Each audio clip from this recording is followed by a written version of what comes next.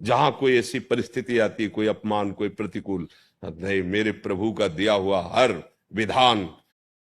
अरे परिस्थिति बदलने में देर लगती है क्या? आज खाने को नहीं, कल भंडारा शुरू हो जाएगा।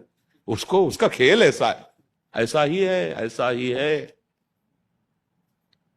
ऐसी परिस्थिति थी कि भिक्षा मांगने जाए तो अब शरीर रूप से ग्रसित, मांगने जा नहीं सकते, कोई पानी देने वाला नहीं, 1 रुपया नहीं, क्योंकि संसार से किसी से मिलना जुलना नहीं था।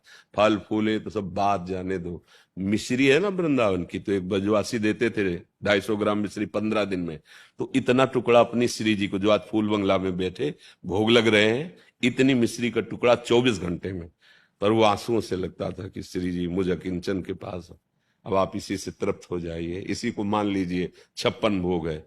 शाम के फूल मांगते थे बिहारी जी के सामने, जो डलिया लगती हैं, 4 5 10 फूल मिल जाते थे, उनकी सैया लगा के श्री जी को, श्री जी सहन करो। आज फूल बंगला बन रहा है। उनकी मौज है, कभी फुटपाथ पे तो कभी महलों पे है, कभी कोई पूछने वाला नहीं था। आज करोड़ों नेत्रों से केवल प्यार ही प्यार मिल रहा है। हम देखते हैं कि लोग प्राय संतों के पास जाते हैं, मुझे ये दे दो, और हमारे पास आते हैं, तुम्हारी आयु बढ़े, तुम सुखी रहो, तुम स्वस्थ रहो। बोलो उल्टा, देखो देखो ना, कौन कर रहा है, ये कौन कह रहा है?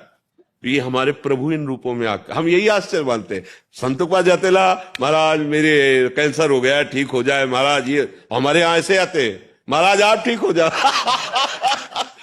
आपकी आयु बढ़े, आप सुखी रहे, आपको मेरी आयु लग जाए। मेरा ये कहा, ये कौन बोलता है? प्रभु बोल रहे हैं, इतने मुखों से प्रभु बोल रहे हैं, इतने नेत्रों से। जो वेद कहता है ना, शास्त्र शीर्षा पुरखा हा शास्त्राक्षा, वो मुझे दिखाई दे रहा है। मेरा प्रभु इतने रूपों में देख रहा है मुझे, मेरा प्रभु इतने रूपों में प्यार दे रहा है, आशीर्वाद दे रहा है। सच्ची माने, एकमात्र भगवान का आश्रय ले लीजिए। जिस दिन आश्रय पक्का हो गया, पक्का का मतलब जैसे गाय बांधता है ना खूंटे पे किसान, तो ठोकता है और फिर हिला के वही देखता है कि अगर हमसे हिला तो अभी और पिटेगा, फिर और ठोकता है उसे, और जब देखा कि नहीं हिल रहा तब गाय बांध। ऐसे ही कुछ है शरणागति में, अगर हम हिल रहे हैं तो अभी पिटाई बाकी है, अभी ठुकाई होगी।